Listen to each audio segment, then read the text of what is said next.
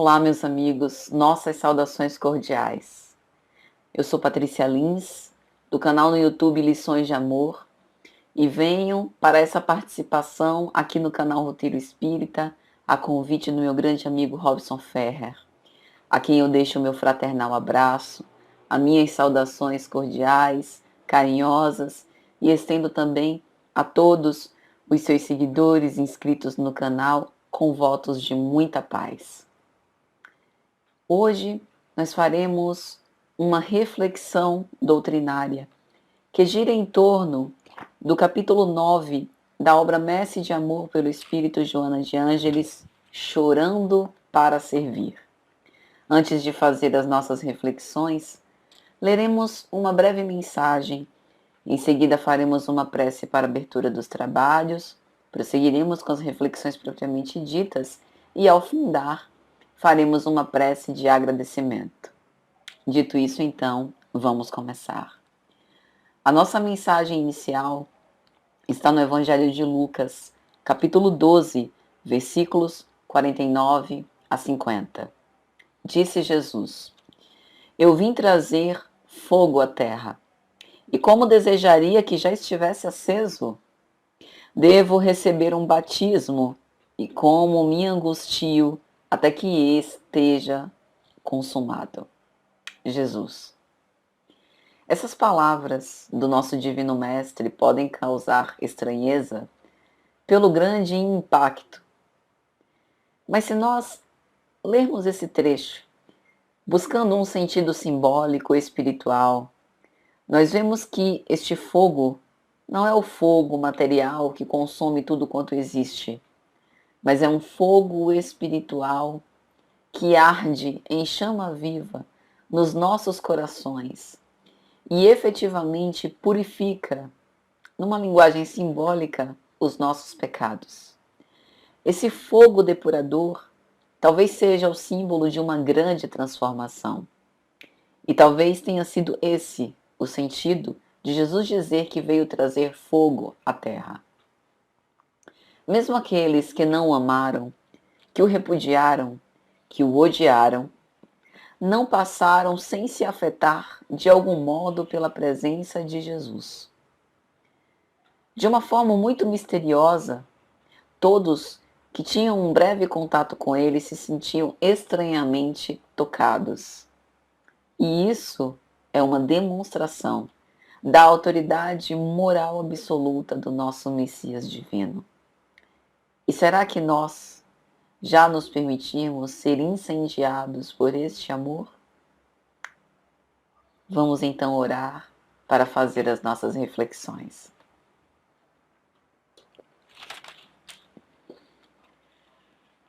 Divino amigo e Mestre Jesus, nosso Senhor, nós te agradecemos por essa oportunidade imperdível de elevar os nossos pensamentos ao alto para nos conectar com o ideal edificante e santificante, pela oportunidade que temos de nos aprimorar e de nos transformar interiormente.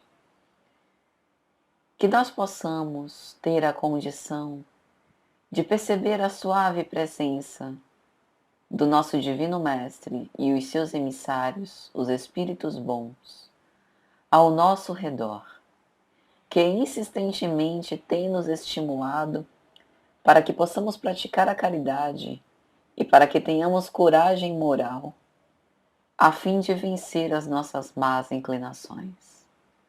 Vem ter conosco, Mestre amado, hoje, agora e sempre. Que assim seja. Então, meus amigos, nós estamos com esta obra, Messe de Amor, e logo na introdução dela, Joana de Ângeles faz questão de enaltecer a importância do trabalho de Allan Kardec como esse intérprete e intermediário das vozes do céu, por aqui a essência de nosso Senhor Jesus Cristo com o objetivo de elucidar as consciências. Passado o tempo, o século das luzes, No século XIX, nós já tínhamos condição suficiente de, à luz da razão, fazermos uma aliança consistente entre ciência e religião, a fim de que elas pudessem caminhar lado a lado.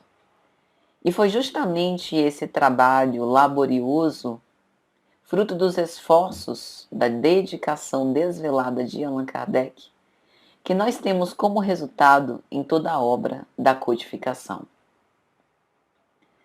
Tendo feito este preâmbulo, Joana de Ângeles diz que Messe de Amor, e este título foi escolhido de uma forma muito especial, porque a messe é colheita. E talvez essa seja a colheita que Jesus fará, depois de tão amorosamente, tão abnegadamente, ter distribuído sementes de vida e esperança pelos solos dos nossos corações.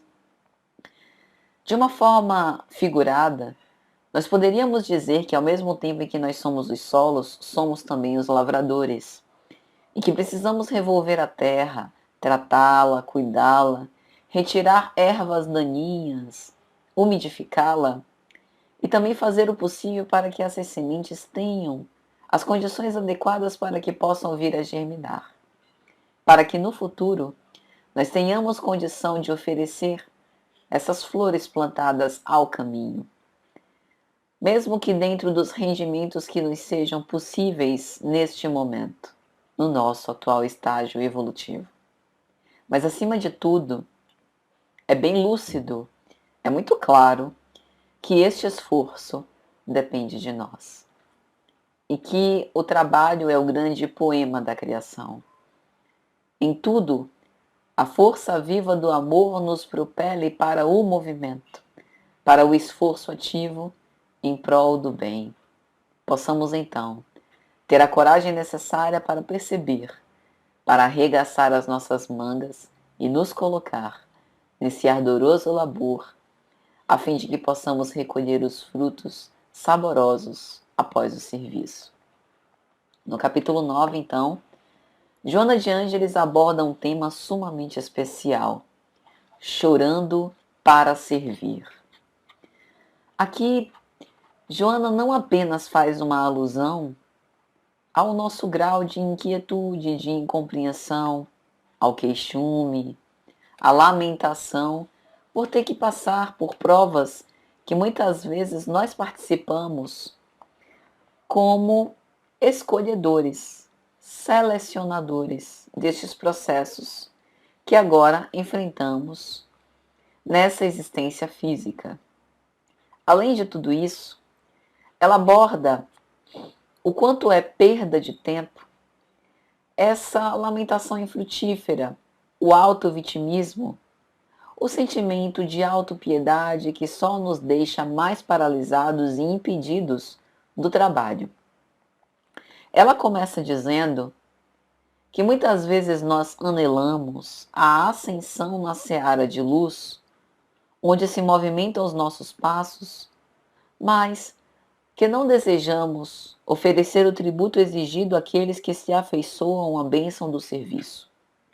Do mesmo modo que um engenheiro, a fim de que construa uma edificação, precisa dedicar o seu tempo para, antes do exercício profissional, preparar-se numa faculdade, estudar ardorosamente por pelo menos 5 anos, depois precisa se submeter a um estágio supervisionado, onde as primeiras expressões do seu trabalho serão postas à prova e sob a supervisão de um profissional já destacado no ambiente de trabalho será corrigido, orientado e encaminhado este engenheiro, para que possa fazer com que as suas obras se tornem reais. Antes de começar, precisou investir um tempo no projeto. Neste projeto, ele que tinha possivelmente a concepção do empreendimento na sua cabeça, portanto já sendo real para este espírito, dentro da sua imaginação, da sua casa mental, aos poucos vai colocando no papel uma espécie de projeto conceitual ou de ideia mais ou menos delineada para a construção física que há de viria. Mas nem assim ele passou diretamente para a construção propriamente dita, para o alicerce, os tijolos, o cimento, a brita e tudo mais. Antes disso, ele precisou desenvolver essa ideia conceitual em projetos mais básicos, em projetos de detalhamento, onde ele precisou subdividir as fases do processo construtivo, passando pela parte do projeto civil, do projeto elétrico, do projeto de automação, se for o caso, do projeto de proteção contra descargas atmosféricas, contra surtos, do projeto de telecomunicações, da parte de design de interiores, de arquitetura, a fim de que essa construção pudesse ser reconhecida por aqueles que mais tarde iriam ali morar como um lar com características aprazíveis, para que pudesse se aproveitar muito bem o espaço e que ali mais tarde pudessem viver famílias dentro da realização dos sonhos que um dia planejaram e dos quais, de certo modo, o engenheiro também participou. Mas isso ainda não é suficiente para transformar este projeto em realidade. Antes disso, é necessário recrutar profissionais que tenham experiência com essa construção. É preciso fazer o levantamento e disponibilizar recursos para comprar os materiais, os equipamentos. É imprescindível fazer um planejamento, um cronograma para esta obra e antever todas as circunstâncias que podem atrasá-la, como, por exemplo, chuvas, paralisações, greves ou a pandemia. E ainda assim, para que esse projeto se torne realidade, o engenheiro não faz isso sozinho. Ele precisa da ajuda de muitos, porque mesmo depois da edificação pronta, é necessário ainda uma equipe de corretores de imóveis, de pessoas que trabalham com marketing e vendas, para unir a casa àqueles que lá vão morar e que, portanto, podem comprar, vendo aquele sonho materializado na obra ou na construção. Veja que nós citamos um exemplo simples, um exemplo cotidiano, um exemplo frequente desse mundo material e transitório para dizer que em todos os nossos sonhos há também um certo ônus a ser pago. Há uma dose relativamente grande de trabalho e de esforço. Há uma dose de perseverança, de obstinação, para que nós possamos realizar tudo aquilo que a gente deseja. Se isso acontece nas coisas do mundo material, que é apenas uma pálida cópia do mundo espiritual, real, portanto, para nós, espíritos imortais, o que é? Que nós não poderíamos esperar sobre as grandes e graves resoluções da nossa vida imortal. Se para construir uma edificação é necessário tanto planejamento, disponibilização de tantos recursos, a participação de tantas pessoas, contar com tantas fases e com tantos esforços conjuntos, o que não será necessário para que nós possamos viver conforme a imortalidade? Para que nós possamos alcançar essa perfeição moral relativa que é dada ao homem alcançar. Mas para isso nós também contamos com colaboradores. Os nossos espíritos guardiães, concedidos por Deus, como aqueles que visam nos orientar nas dificuldades, nos consolar nas aflições, muitas vezes permanecem conosco, mas não raras vezes somos nós que não podemos perceber a sua presença. Por estarmos tão aficionados nas coisas transitórias, esquecemos das coisas transcendentes. E muitas vezes, por nos demorar em reclamações infrutíferas, perdemos tempo para o trabalho da realização dos nossos próprios sonhos. Talvez seja por isso que Joana de Ângeles diz que muitos de nós desejamos a seara de luz, mas fazemos muito pouco ou quase nada com a finalidade de construí-la. E precisamos também apresentar o tributo que diz respeito a este esforço colaborativo para a construção dessa realidade espiritual. Joana, então, começa a levantar muitos questionamentos e inquietudes que nós passamos.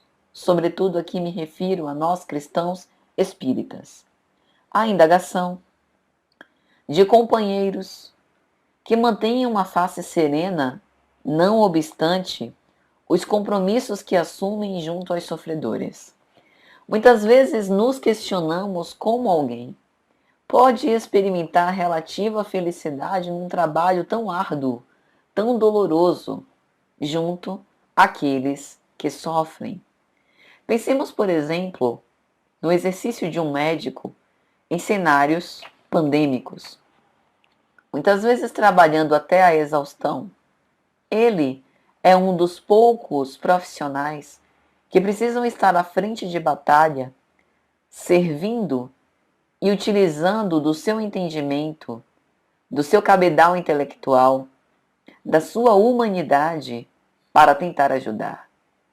Toda a experiência e todo o conhecimento que ele detém, naquele momento estão envolvidos por emoções muito controversas, porque um médico que age na pandemia não está a salvo. Embora utilize equipamentos de proteção individual, embora tome precauções de acordo com as organizações internacionais médicas e sanitárias para salvaguardar a própria existência e proteger-se de algum modo ao perigo, ele expõe-se a este risco, ainda que com certa dose de proteção. Mas o devotamento dele nesse exercício profissional é notório. E muitas vezes nós percebemos a profunda realização desses médicos nesse serviço, como os médicos sem fronteiras, que vão para regiões com tanta escassez de comida, de água limpa, de saneamento básico, em que falta tudo, mas sobra amor. Como explicar esse desvelo e a abnegação? Como explicar a face serena não obstante a aflição?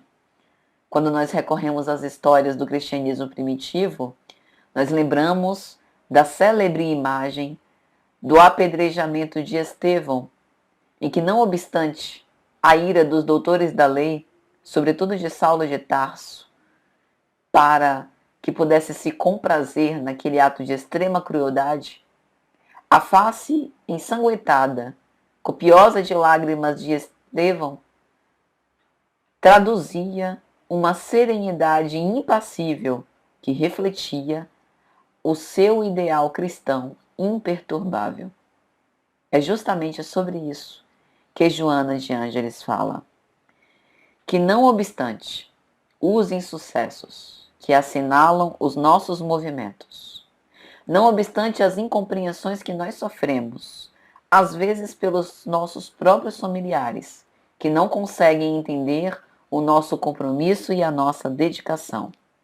As dificuldades que surgem, porque nós vivemos num planeta de provas e expiações e precisamos nos acostumar a cada dia com os desafios e as vicissitudes, a fim de que tenhamos uma fortaleza moral efetiva para debelar todos os incêndios.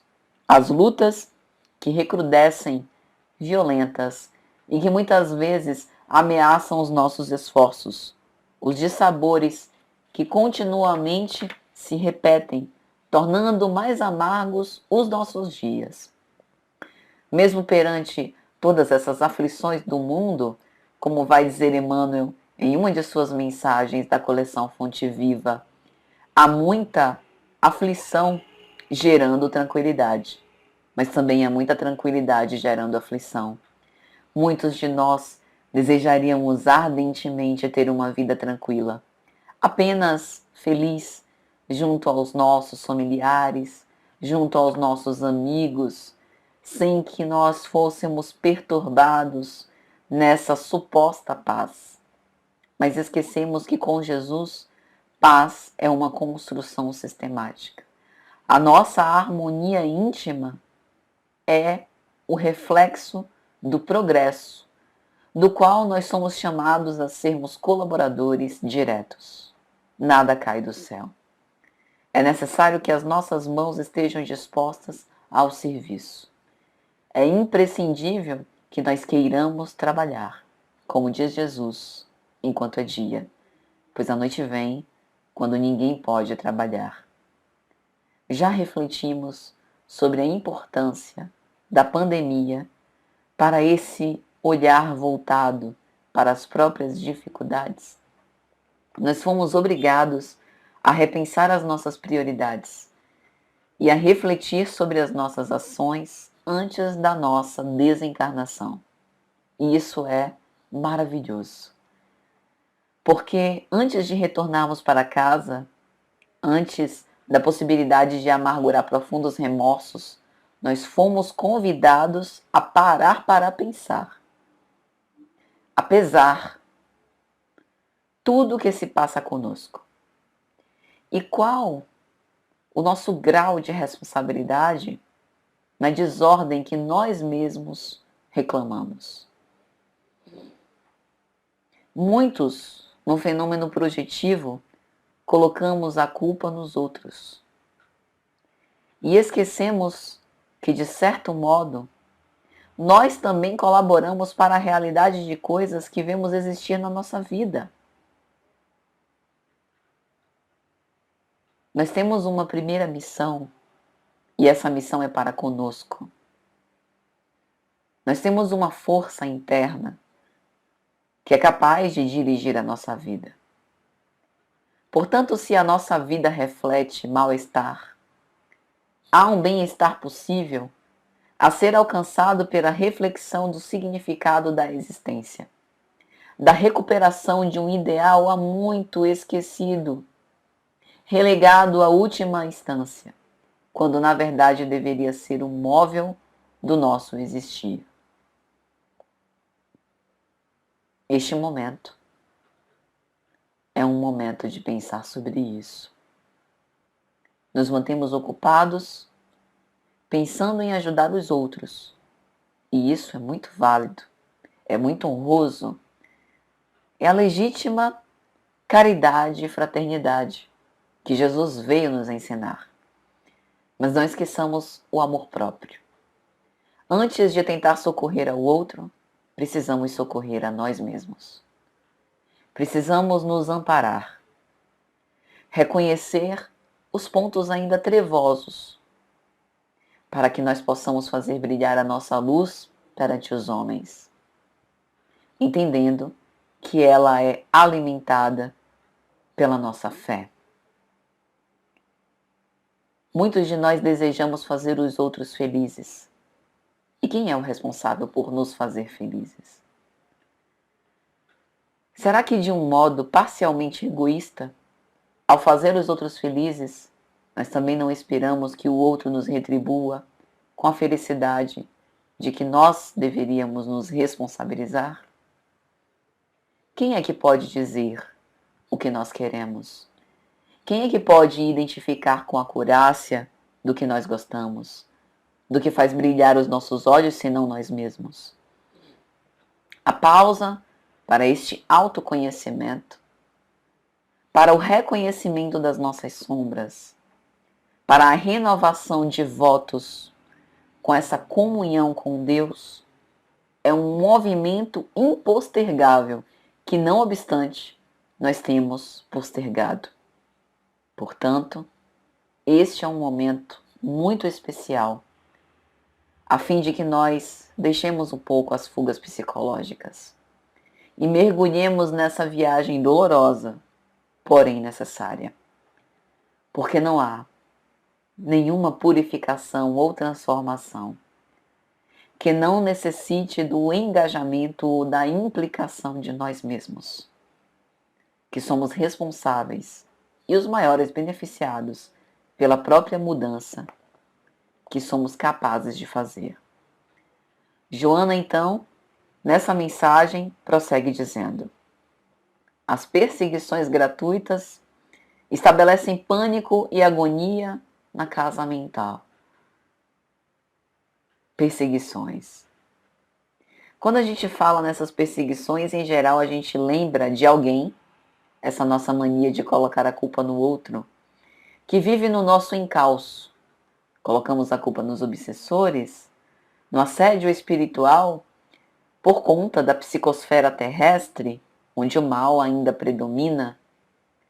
Mas esquecemos que nós somos os governadores da nossa casa mental. Esquecemos o que está íncito em O Livro dos Espíritos, que a única atração irresistível é aquela que implica em superioridade moral em relação ao nosso estágio evolutivo. E se a gente fala em superioridade moral, nós falamos de uma atração irresistível ao bem. Ao mal, não. E os espíritos são muito claros ao dizer que muitas vezes o que falta é a nossa vontade firme. Isso não significa que a gente não possa contar com a ajuda do outro para vencer esses desafios. E não é por outra razão que a lei de sociedade é uma das leis morais de O Livro dos Espíritos. Nós estamos aqui juntos para nos ajudar, para nos suportar, para nos amparar, para falar a verdade quando for necessário, para dar o consolo quando for preciso, mas, sobretudo, para que nós possamos investir energia para mudar aquilo que podemos, para compreender aquilo que não estiver ao nosso alcance e transformar, para esperar o tempo de Deus para que Ele também faça a sua parte. Então, essas perseguições também podem ser flagelos psicológicos. O sentimento de culpa que nos persegue, o remorso que nos amofina, que nos atormenta.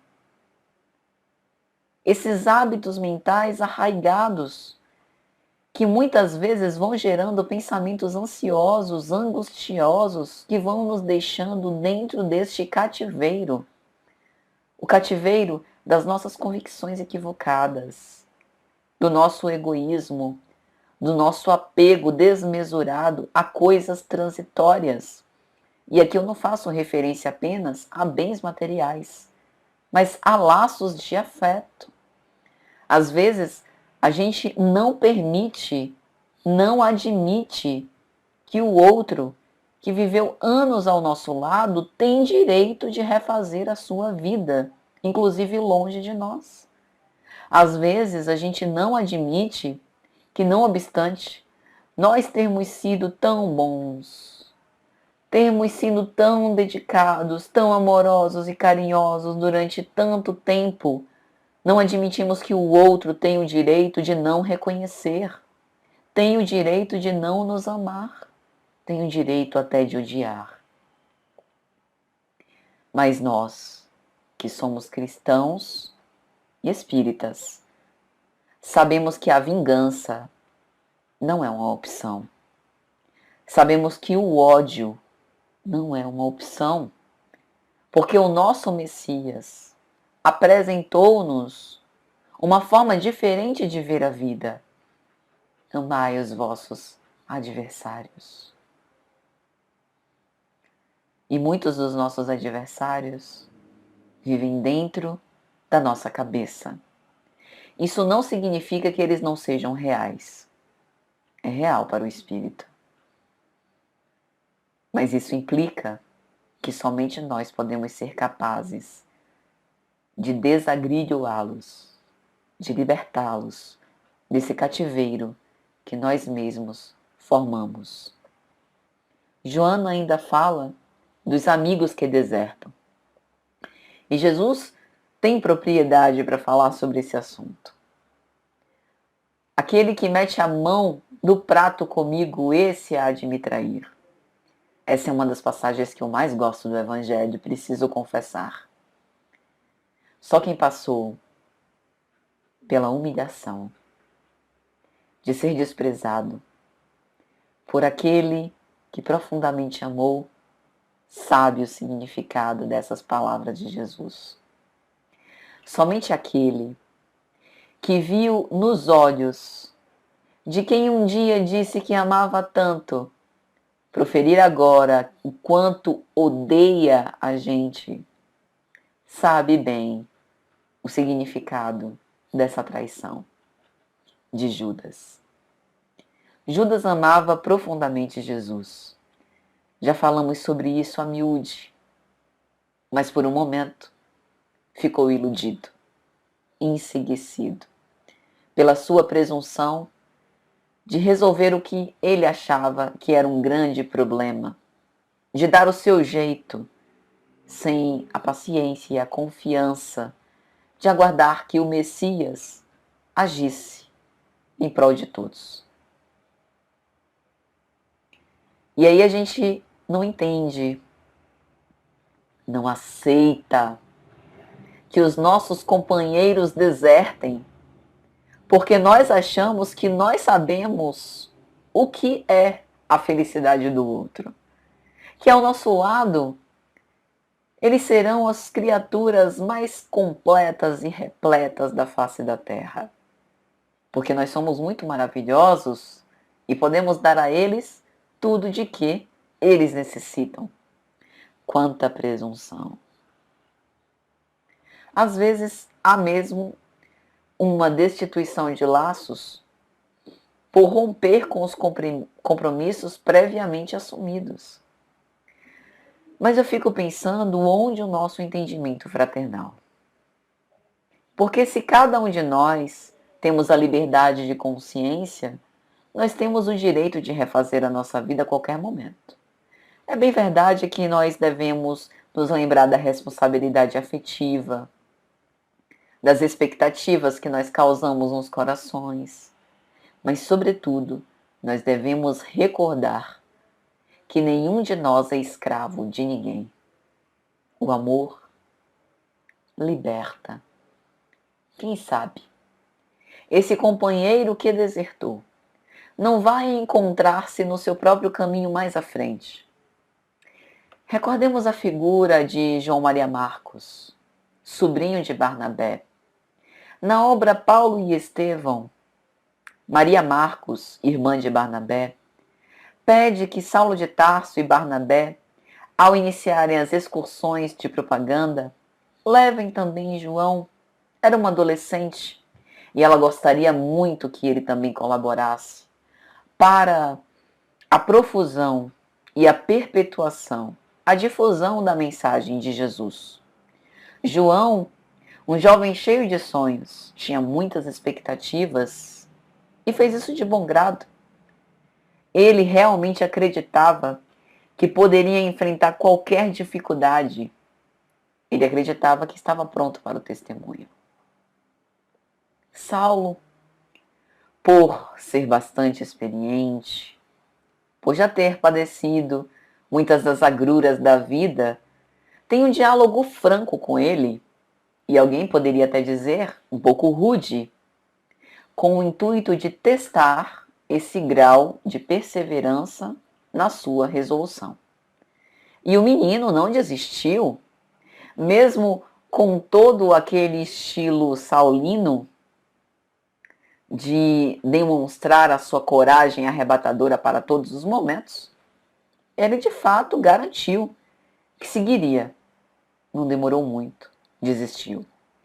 Para ele, o esforço era grande demais e ele não compactuava com a evangelização dos gentios, com ter que dormir ao relento, com ter que se virar com poucos recursos, com ter que abdicar de um certo conforto, para que a mensagem do Evangelho do Reino fosse proclamada a todos os povos. Veja como é uma questão de maturidade. Veja como cada um de nós tem mesmo seu tempo. Então, esses amigos que desertam do nosso convívio hoje podem se encontrar mais à frente, por que não? Nada está perdido. Sempre teremos chance, embora não devamos desperdiçar as oportunidades. Joana de Ângeles diz ainda que muitos de nós que choramos para servir, apresentamos as nossas mãos calejadas, os pés feridos, o rosto gotejando suor, o coração magoado. É o resultado das experiências. É como se nós fôssemos soldados na batalha. Nos alistamos para representar a nossa nação. E precisamos nos submeter a tudo que vier. O nosso preparo, que aqui seria a fortaleza moral aurida da mensagem do Evangelho, é o que deve nos dar relativa segurança. E aí ela continua dizendo: no entanto, eles, os que sorriem, também experimentam fortes vendavais no posto da luta.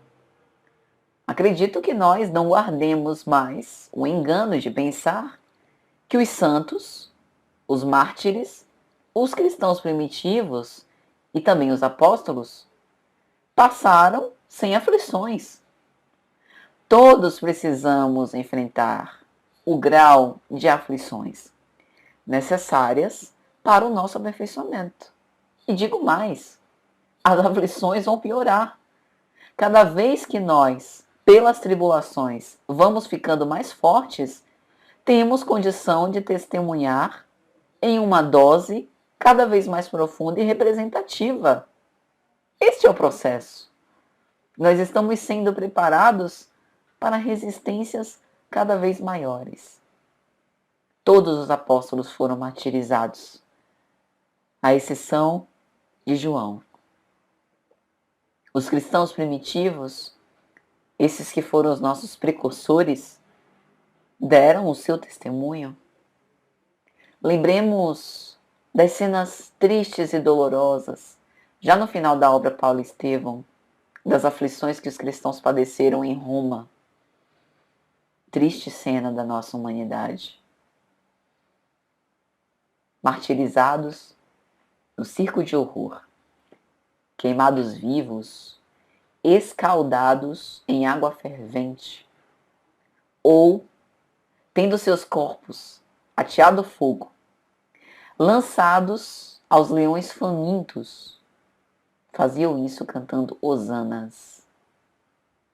A alegria na dor não significa que não passem pelos sofrimentos. Mas talvez o grande segredo seja justamente de identificar o significado por aquele ato. Não é comprazer-se com o sofrimento, mas é entender que ainda, como diz Abigail na obra Paulo e Estevão, que nós não tenhamos recurso nenhum, ainda teremos o nosso coração a dar. Será que nós estamos dispostos, meus amigos, a dar o nosso coração por essa mensagem do Evangelho? Porque a gente reclama tanto de ingratidão, de mágoa, de que já está de saco cheio de conviver na quarentena com o nosso familiar insistente, chato, que repete as mesmas coisas. Será que a gente está sabendo mesmo o que é dar o coração? Permitir-se ser magoado para que possa ter a oportunidade do perdão? Perdão. Perdão é tema de palestra, de seminários longos. Um perdão que não é esquecimento, que não é conivência com a falta, mas é justamente tentar reelaborar aquela lição como um aprendizado e como uma fortaleza para, não obstante o ato, colocar-se de novo à disposição com uma certa dose de esperança, presumindo a boa-fé, o arrependimento e a mudança do outro. Para perdoar, nós necessariamente precisamos acreditar no grau de regeneração das criaturas. na oportunidade de que cada dia, cada vez mais, nós podemos ser diferentes, se o quisermos, com uma resolução firme.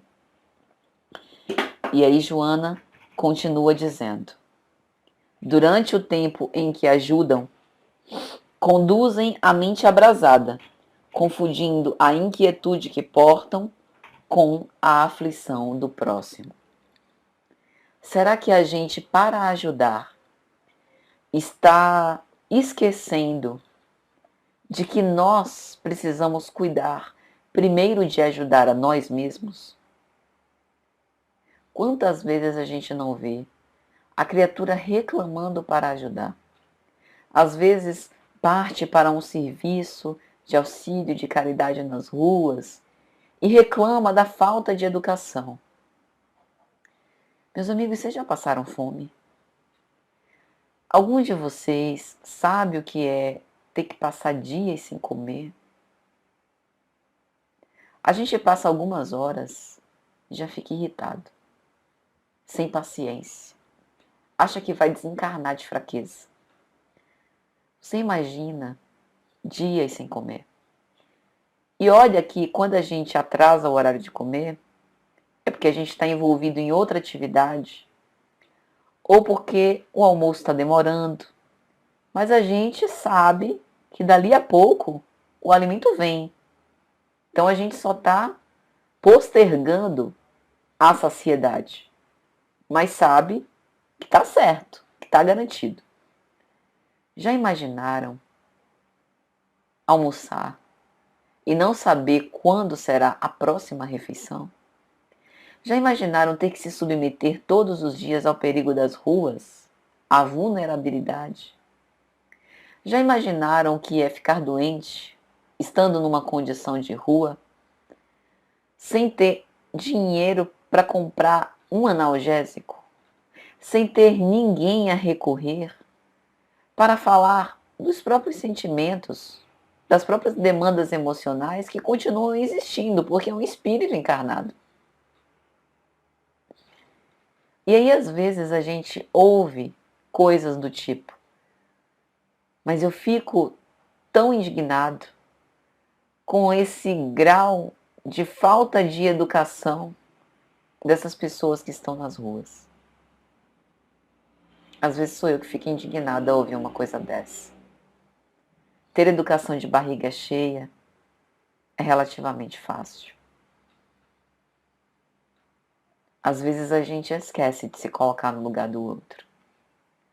Garanto que muitos de nós, mesmo que não tenhamos passado por dias sem comer, se fizermos um esforço sincero, conseguiremos sair de nós mesmos para compreender. Mas às vezes é o nosso ego que não deixa.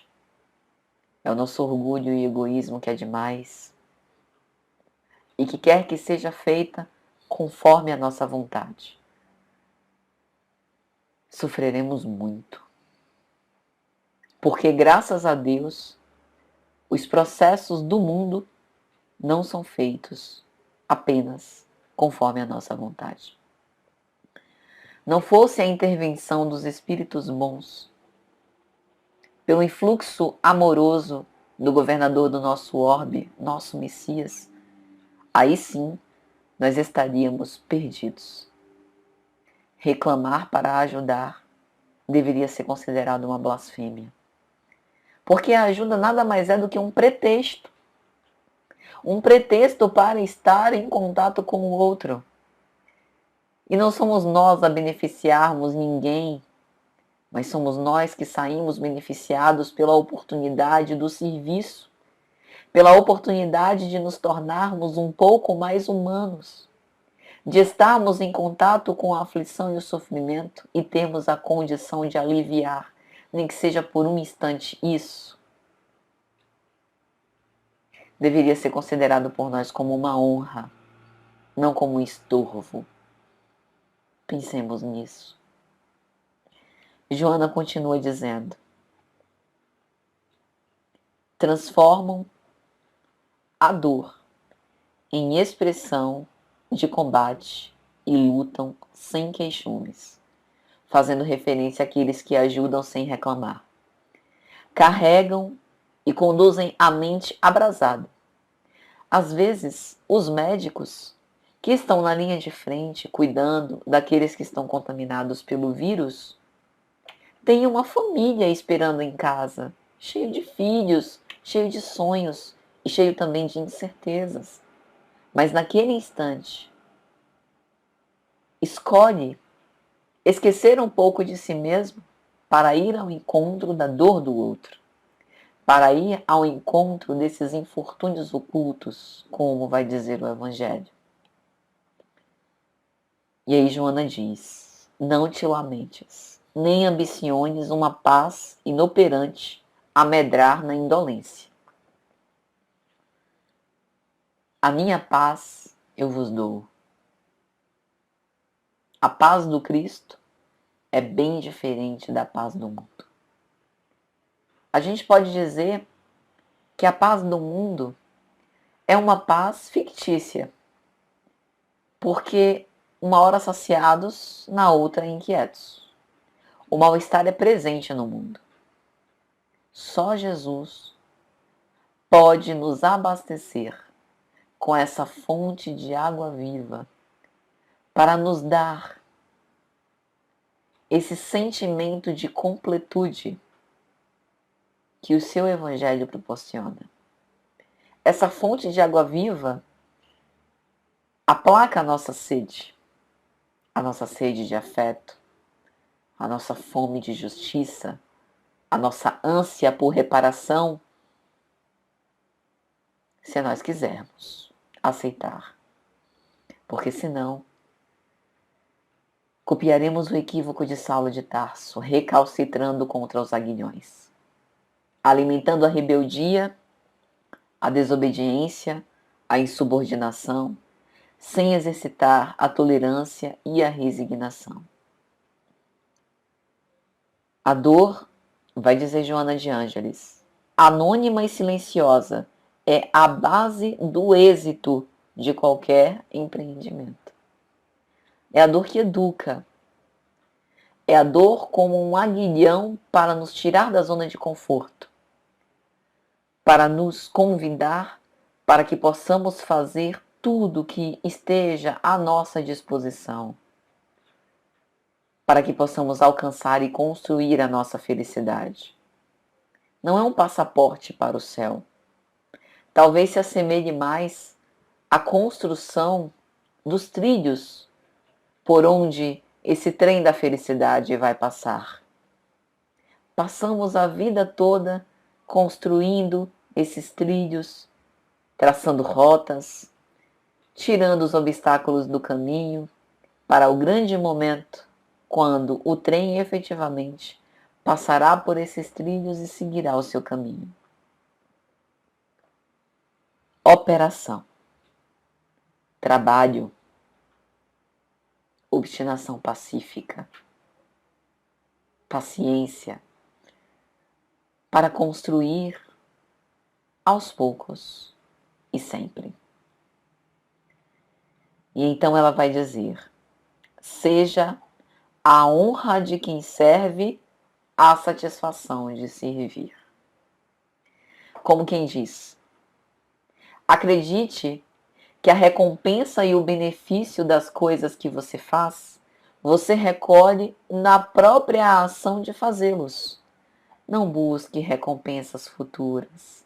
Não faça as coisas pensando na retribuição. Dê o melhor que puder, pelo prazer de fazer isso. Talvez isso não seja tão fácil.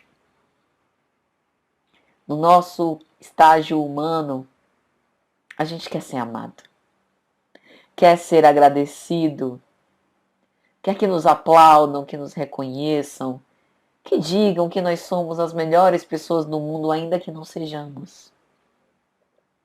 E eu me recordo da humildade de Chico Xavier e do grande desapego que ele tinha à opinião dos outros. Precisamos aprender com ele. A opinião dos outros é muito importante.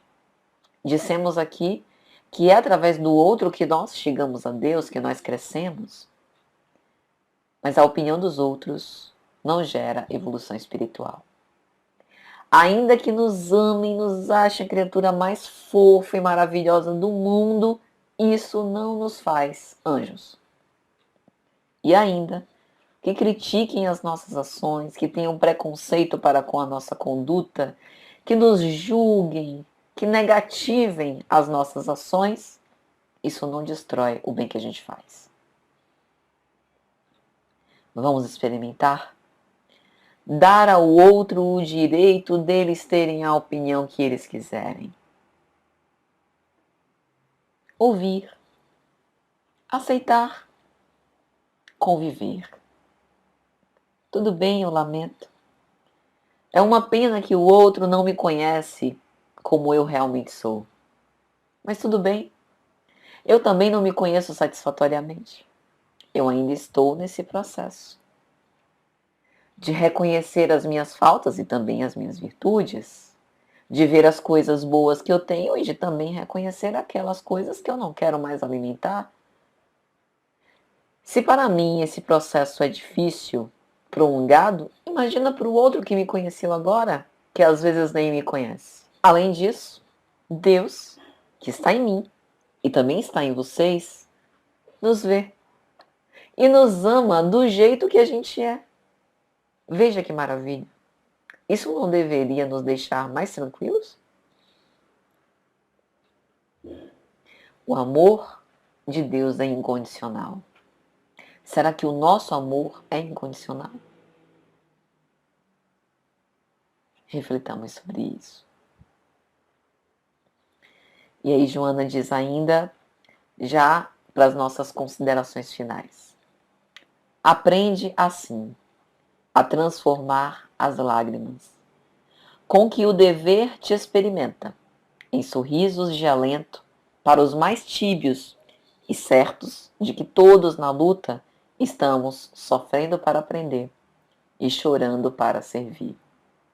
Liga o pensamento ao Senhor, que até hoje, sem reclamação, não encontrou em nossas almas um lugar seguro para a paz e o justo repouso. Será que a gente já tinha pensado sobre isso? Que Jesus nunca reclamou? Pelo contrário, para ele, era o alimento dele fazer a vontade de Deus. Ainda que não recebesse as gratificações, tudo bem. Fazia tanto bem quanto podia. Ainda que não fosse reconhecido, morreu na cruz para todos, os que o amavam e também os que odiavam, os que conviveram com ele e para aqueles que vieram após. Aprendamos com Jesus. Meus amigos, eu espero sinceramente que essas reflexões tenham sido úteis e que nós possamos nos manter fortes e perseverantes na luta, sempre. Jesus está conosco, basta que possamos senti-lo. Vamos então agradecer a Deus.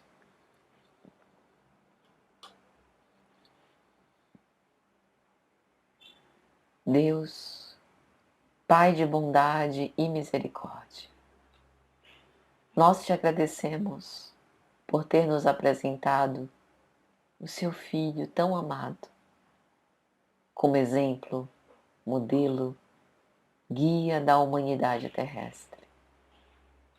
Todas as vezes que nós falamos e recordamos os ensinamentos de Jesus, de certo modo, nos ambientamos e nos conectamos com essas vibrações mais elevadas e aumentamos a nossa força para continuar vivendo. Senhor, dá que possamos te servir cada vez mais, que possamos enxugar as nossas lágrimas e nos colocar ao trabalho pelo suor do serviço para fazer o que tiver à nossa disposição. Abençoa-nos e protege-nos a todos, Pai amado. Que assim seja. Muita paz, meus amigos.